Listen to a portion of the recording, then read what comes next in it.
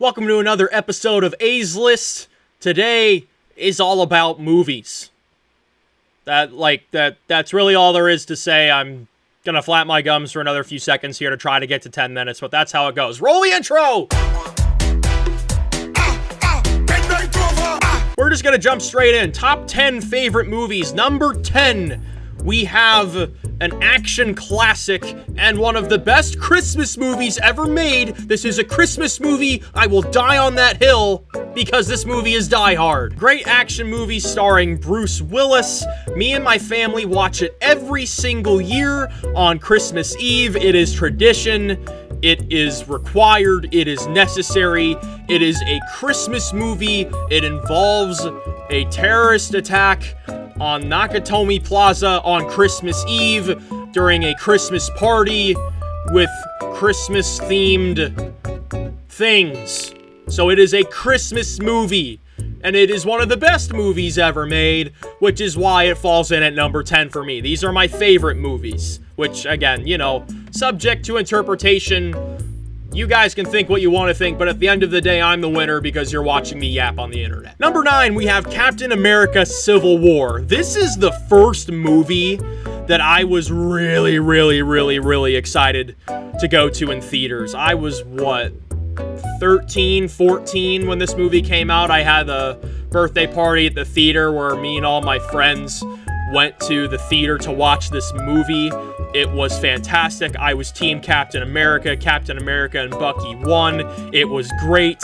It really was just Avengers 2.5 right after Age of Ultron came out. Not long after Age of Ultron came out, but it was a fantastic movie to watch in the theater, and it's been a great one to come back and revisit over the years. So Captain America Civil War falls in at number 9. Number 8, one that me and my fiance try and watch at least once a year, the best Pixar movie ever made, WALL-E. Very relevant in the political landscape today, especially with all the climate change stuff going on, but it's essentially Earth about 500 years in the future, where all that's left are little WALL-E robots cleaning up the place for humanity to come back, and it's basically beyond saving without humanity. Eve comes in, the robot, looking for intelligent life or signs of growing, manifesting life on Earth, and she finds WALL-E and the little plant, and it's an adorable little robot adventure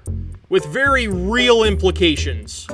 So it's a great movie, and I like to imagine myself as WALL-E and my fiance is Eve, and we have a little WALL-E and Eve Funko Pop, and it's great. So I have it very near and dear to my heart. We watch it on Valentine's Day a lot, but if it's not on Valentine's Day, we watch it at some other point in the year. So WALL-E falls in at number 8 on my favorite movies list. Number 7, and I know this is going to make some people mad because it's not higher on the list, but it's still at a very good spot.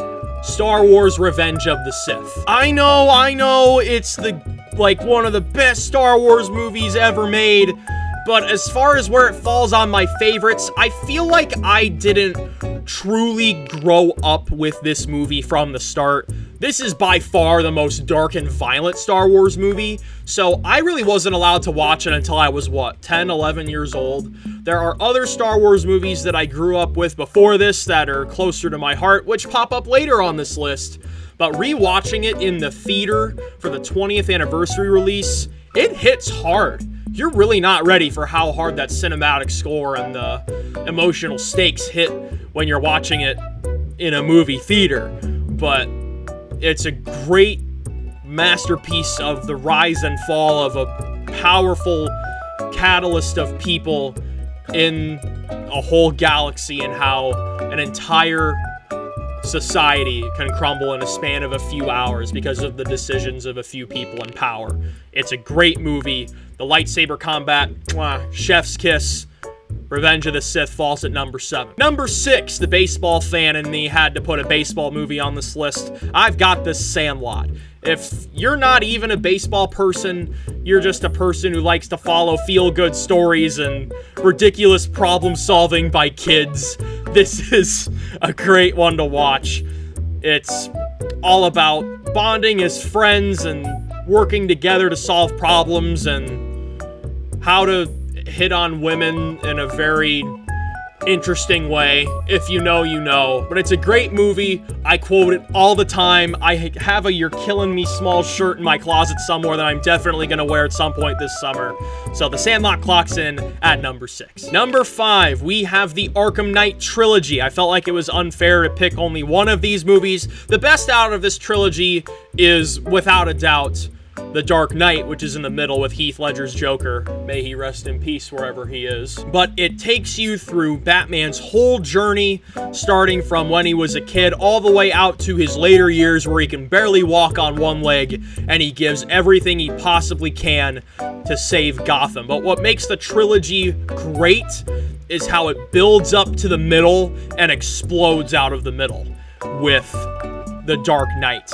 Heath Ledger's performance is phenomenal, and as much as I dislike Skip Bayless, the sports analyst, he actually had a really good take about The Dark Knight when it came out. I watched an old recording of, maybe it was Pardon the Interruption, where he hopped on that show for an episode and talked about the movie. But it essentially almost paints Joker as his own anti-hero in this movie, and he gets all the glory, and Batman doesn't. The good guys lose in the second movie, and the third movie is all about how the repercussions of that come back to bite everyone, and how they come to band together as a community to combat those repercussions from the previous movie. So it's a really well-woven trilogy, and I like Batman.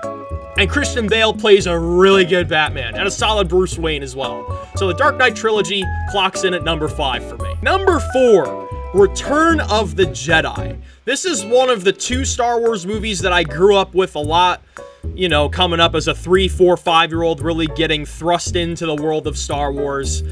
I loved watching the end portion of the movie with Vader and Luke and Sidious and their dialogue interchanges as Luke stares out the window of the Death Star watching his friends fight for his life on the space battlefield, and him grappling with the dark side, almost killing his own father, and then turning on the Emperor. The Emperor almost kills Luke, and then Vader kills the Emperor until Palpatine returned, because J.J. Abrams just had to pull that card, didn't he? But Return of the Jedi has an amazing story, and I didn't really dig into the story as much as a kid. I kind of understood it better as I got older, but I was really roped in by the intricacies of that throne room scene or set of scenes with Luke, Vader, and Sidious, which really just drew me in. So Return of the Jedi is number 4 on my list. And my favorite Star Wars movie,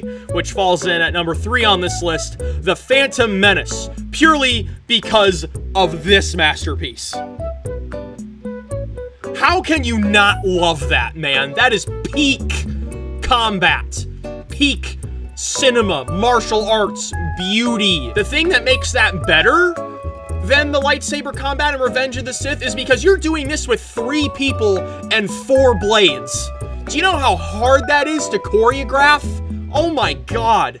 It was amazing. It makes the movie, it ties the whole movie together. I will admit it moves a little bit slow in the beginning, but I think the intricacies of the story and how it reflects on the rest of the Star Wars universe has very big implications. I think Liam Neeson's performance as Qui-Gon in this movie is not appreciated nearly enough, and I love it. It's my favorite Star Wars movie. I would watch that lightsaber duel scene between Maul, Obi-Wan, and Qui-Gon over and over and over and over. I loved it. Number 2, I just introduced this movie to my fiance last week. She really liked it. I am stoked for the next movie coming out in October, but I have to put Tron Legacy at number 2. It is an aesthetic CGI masterpiece, very far ahead of its time. It was not appreciated enough in 2012 when it came out, especially for the levels of CGI it has. The light cycle combat, transition there. Light cycle combat was amazing. They incorporated literally all of the planes, trains, and automobiles they could in that movie. to just showcase everything in that world. The pixelated CGI is amazing. The story builds pretty well to the original movie that came out in the 80s, and I'm very excited to see what the third movie will look like later this year in October. But Tron Legacy, also all the shiny lights, it just makes my brain go burr. I love the aesthetic. It puts that at number 2. But number 1, which brought together 11 years of cinematic masterpieces in the greatest cinematic universe ever created, it brings tears to my eyes every time I watch it. It was a perfect ending to the golden era of Marvel, Avengers, Endgame. Absolute masterpiece. Absolute great sacrifice by the MCU's golden boy, Robert Downey Jr., aka Tony Stark. Captain America gets his happy ending. Most heroes in this movie get a very fitting ending. Black Widow got to sacrifice herself. Other heroes got to sacrifice themselves. Loki with the opening death. That might have been Infinity War. But just Infinity War before this shook everyone to their core, and I literally counted down the days to this movie coming out in the theater and watching it, and it blew away every expectation I could have possibly had. It was a masterpiece. I'm so happy my boy Cap got a happy ending. I was bawling like a freaking baby when him and Peggy were dancing at the end of the movie, and Thanos got what he deserved. And that is my top 10 list of movies. There's the recap right there. You got Die Hard at number 10. You got Captain America Civil War at number 9. WALL-E at 8. Revenge of the Sith at 7. Sandlot at 6. Dark Knight Trilogy at 5. Return of the Jedi at 4. The Phantom Menace at 3. Tron Legacy at 2. And Avengers Endgame at number 1. Next time will be very similar to this.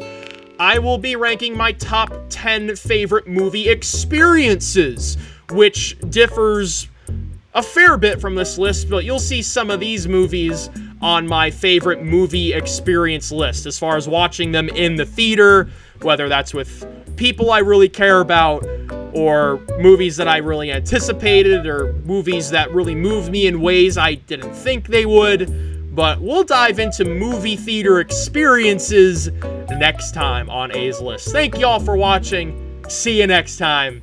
Peace out.